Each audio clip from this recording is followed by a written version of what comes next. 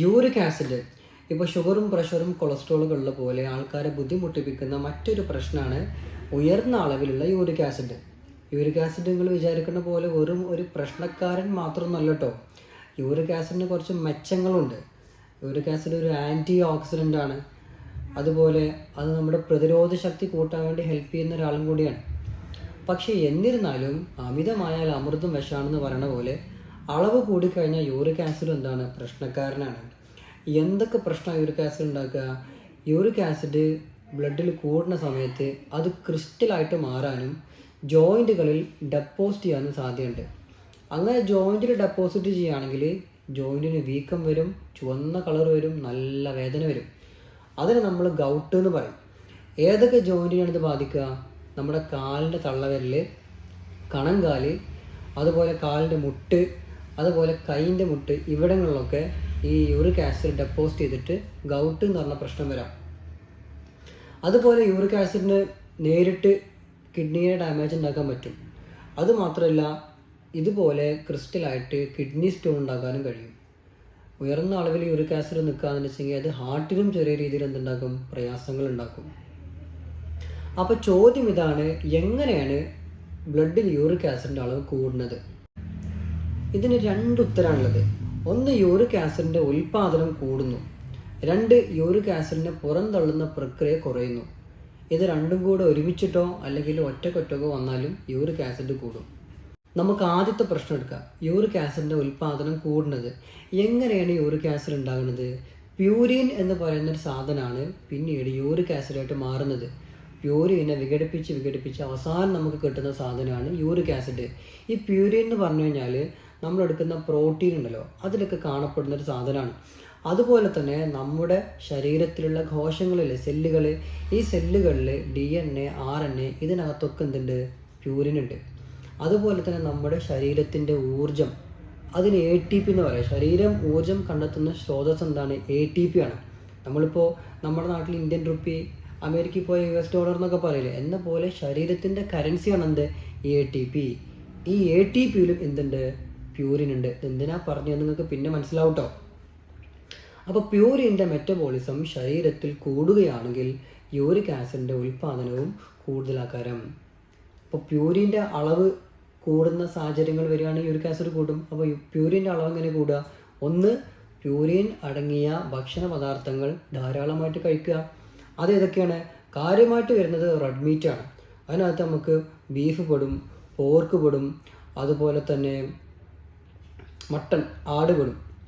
പിന്നെ കടലിലുള്ള മത്സ്യങ്ങൾ, അതിൽ പിന്നെ കൊഞ്ച് അഥവാ ചെമ്മീൻ, പിന്നെ ഞണ്ട്, അയില, മത്തി, പിന്നെ കഷ്ണമീനുകളിൽ ഇതിലൊക്കെ പ്യൂരിൻ ഉണ്ട്. അപ്പോൾ ഇതൊക്കെ ധാരാളം കഴിക്കുകയാണെന്ന് വെച്ചെങ്കിൽ എന്ത് വരും? യൂറിക് ആസിഡ് കൂടും. പിന്നെ ചെറിയ അളവിൽ, മോഡറേറ്റ് അളവിലൊക്കെ ചില പച്ചക്കറികളിൽ എന്തുണ്ട്? യൂറിക് ആസിഡ് ഉണ്ട്. ബ്രക്കോളി, പിന്നെ ചീര, അതുപോലെ തന്നെ നട്ട്സ്, ചെറുപയർ, കടല, പരിപ്പ് ഐറ്റംസിലൊക്കെ എന്തുണ്ട്? ചെറിയ അളവിൽ പ്യൂരിൻ ഉണ്ട്. പക്ഷേ ഇത് കഴിക്കുന്ന ആളുകളിൽ മാത്രമല്ലല്ലോ യൂറിക് ആസിഡ് ഉള്ളത്. ഇത് ചെറിയ രീതിയിൽ കഴിക്കുന്ന ആളുകളിലും അതുപോലെ തന്നെ കഴിക്കാത്ത പല ആളുകൾക്കും യൂറിക് ആസിഡ് വരുന്നില്ലേ? അതെങ്ങനെയാണ്? നമ്മൾ പ്രധാനപ്പെട്ട ഒരാളെ മിസ് ചെയ്യുന്നുണ്ട്. അയാളുടെ പേരാണ് ഫ്രക്ടോസ്.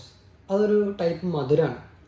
ഈ ഫ്രക്ടോസ് നേരിട്ടോ അല്ല ഹൈ ഫ്രക്ടോസ് കോൺ സിറപ്പിൻ്റെ രൂപത്തിലോ നമ്മുടെ ശരീരത്തിൽ ധാരാളമായി എത്തുകയാണെങ്കിൽ അത് കാരണം യൂറിക് ആസിഡ് കൂടാം. ഈ ഹൈ ഫ്രക്ടോസ് കോൺ സിറപ്പ് എന്ന് പറഞ്ഞു കഴിഞ്ഞാൽ ഒരു ആർട്ടിഫിഷ്യൽ സ്വീറ്റ്നറാണ്.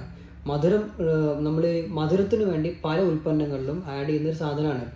നമ്മൾ ഉപയോഗിക്കുന്ന സോഡ, പെപ്സി, കോള ഐറ്റംസിൽ, സോഫ്റ്റ് ഡ്രിങ്ക്സിൽ, എനർജി ഡ്രിങ്ക്സിൽ, ഫ്രൂട്ടികളിൽ, അതുപോലെ ബേക്കറി ഐറ്റംസിൽ, ലഡു, ജിലേബി പോലുള്ള ബേക്കറി ഐറ്റംസിൽ, പിന്നെ മിഠായികളിൽ, ക്യാൻഡീസിൽ, ചോക്ലേറ്റ്സിൽ, ഐസ്ക്രീംസിൽ, ഇതിലൊക്കെ സ്വീറ്റ്നർ, മധുരത്തിന് വേണ്ടി ഉപയോഗിക്കുന്ന സാധനമാണ് ഈ ഹൈ ഫ്രക്ടോസ് കോൺ സിറപ്പ്. അപ്പോൾ ഈ പറഞ്ഞ ഐറ്റംസൊക്കെ ധാരാളം കഴിക്കുകയാണെങ്കിൽ വലിയ അളവിൽ ഫ്രക്ടോസ് ലിവറിലേക്ക് എത്തും. അത് കാരണം യൂറിക് ആസിഡ് കൂടും. ഈ ഫ്രക്ടോസ് എന്ന് പറഞ്ഞാൽ ലിവറിന് ഫ്രക്ടോസിനെ ഡീൽ ചെയ്യണമെങ്കിൽ ഒരുപാട് എനർജി വേണം. എനർജി എന്ന് പറഞ്ഞാൽ ATP. ഈ ATP ചിലവാക്കുമ്പോൾ ഞാൻ പറഞ്ഞു അതിനകത്ത് എന്താ ഉള്ളത്? പ്യൂരിനാണുള്ളത്. അപ്പോൾ ATP ഉപയോഗപ്പെടുത്തുമ്പോൾ അത് കാരണം യൂറിക് ആസിഡ് പ്രൊഡക്ഷൻ കൂടും, യൂറിക് ആസിഡിൻ്റെ ഉൽപ്പാദനം കൂടും. സോ ഇതുവഴി ഈ സാധനങ്ങൾ അമിതമായിട്ട് കഴിച്ചു കഴിഞ്ഞാലും യൂറിക് ആസിഡ് കൂടും. എനിക്ക് തോന്നുന്നത് മറ്റേനേക്കാളും കൂടുതൽ നമ്മൾ ഈ വകുപ്പിലുള്ള സാധനങ്ങളാണ് ഈ കാലത്ത് കഴിക്കുന്നത്. അപ്പോൾ അതുകൊണ്ട് ഈ സാധനങ്ങളും നിർബന്ധമായിട്ടും നമ്മൾ റെസ്ട്രിക്റ്റ് ചെയ്യണം, യൂറിക് ആസിഡ് കൂടുതലുള്ള ആൾക്കാർ. പിന്നെ യൂറിക് ആസിഡ് കൂടുന്ന ഒരു സാധനമാണ് മദ്യപാനം.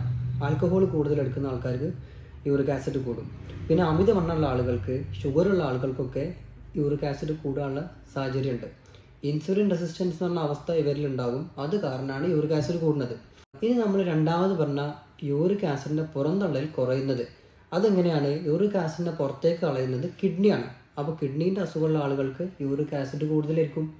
പിന്നെ നമ്മൾ കഴിക്കുന്ന ചില ഗുളികകൾ, പ്രഷറിൻ്റെ ഗുളികകൾ, ഡയബറ്റിക്സ് വകുപ്പിൽ പെടുന്ന ചില ഗുളികകൾ കഴിക്കുമ്പോൾ, അതുപോലെ ലോ ഡോസ് ആസ്പിരിൻ കഴിക്കുന്ന ആളുകൾക്ക് ഒക്കെ യൂറിക് ആസിഡ് കൂടാനുള്ള സാധ്യത ഉണ്ട്. പിന്നെ ഈ ഇൻസുലിൻ റെസിസ്റ്റൻസ് കാരണം തന്നെ യൂറിക് ആസിഡിനെ പുറന്തള്ളുന്നത് കുറയാനും സാധ്യതയുണ്ട്. അപ്പോൾ ഇങ്ങനെയൊക്കെയാണ് യൂറിക് ആസിഡ് ഉയരുന്നത്. ഇനി എന്താണ് ഇതിന് പരിഹാരം? അമിതവണ്ണമുള്ള ആളുകൾ വെയിറ്റ് കുറച്ചേ പറ്റുള്ളൂ. കാരണം യൂറിക് ആസിഡിൻ്റെ പ്രശ്നമായിട്ട് വരുന്ന ഒട്ടുമിക്ക ആളുകളും വെയിറ്റ് കൂടുതലുള്ള ആളുകളാണ്. ഈ വെയിറ്റ് കൂടുക എന്ന് പറയുന്നത് യൂറിക് ആസിഡ് കൂടാനുള്ള ഒരു കാരണമാണ്. അപ്പോൾ യൂറിക് ആസിഡ് കൂടുതലുള്ള ആളുകളൊക്കെ വെയിറ്റ് കുറക്കാൻ വേണ്ടിയിട്ട് ശ്രമിക്കുക. പിന്നെ മധുരം, ഈ പറഞ്ഞ ഹൈ ഫ്രക്ടോസ് കോൺ സിറപ്പ് അടങ്ങിയിട്ടുള്ള ഉൽപ്പന്നങ്ങൾ, പദാർത്ഥങ്ങൾ ഉപയോഗിക്കുന്നുണ്ടെങ്കിൽ അത് പൂർണ്ണമായിട്ടും ഒഴിവാക്കുക. പിന്നെ പ്യൂരിൻ അമിതമായിട്ടുള്ള, നമ്മൾ നേരത്തെ പറഞ്ഞ ചെമ്മീൻ വകുപ്പ്, റെഡ് മീറ്റൊക്കെ എന്ത് ചെയ്യുക, ഒഴിവാക്കുക. പിന്നെ ചെറിയ അളവിലുള്ള മോഡറേറ്റ്, ചെറിയ അളവിൽ പ്യൂരിൻസ് ഉള്ളതൊക്കെ കഴിച്ചു വെച്ചിട്ടൊന്നും വലിയ പ്രശ്നമൊന്നും വരില്ല. എല്ലാം കൂടെ നോക്കിക്കഴിഞ്ഞാൽ ചിലപ്പോൾ നമ്മൾ പട്ടിണി കിടക്കേണ്ടി വരും. അങ്ങനെ പട്ടിണി കിടന്നിട്ട് വേറെ എന്തെങ്കിലും അസുഖം വരും. അപ്പോൾ അതിലും നല്ലതാണ് ചെറിയ അളവിലുള്ളതൊന്നും കഴിച്ചു വെച്ചൊരു വലിയ വിഷയങ്ങളൊന്നും വരില്ല. വലിയ അളവിൽ പ്യൂരിൻ ഉള്ളത് ഒഴിവാക്കുക. ഓക്കെ. പിന്നെ എക്സർസൈസ് നല്ലോണം ചെയ്യുക. പിന്നെ നല്ലോണം വെള്ളം കുടിക്കുക. കാരണം ഇത് കിഡ്നി കൂടെയാണ് പുറന്തള്ളുക. അപ്പോൾ അതുകൊണ്ട് നല്ലപോലെ വെള്ളം കുടിക്കുക. അപ്പോൾ ഈ കാര്യങ്ങളൊക്കെ ശ്രദ്ധിക്കുക. നമുക്ക് ഗുണകരമായെന്ന് വിശ്വസിക്കുന്നു. Thank you.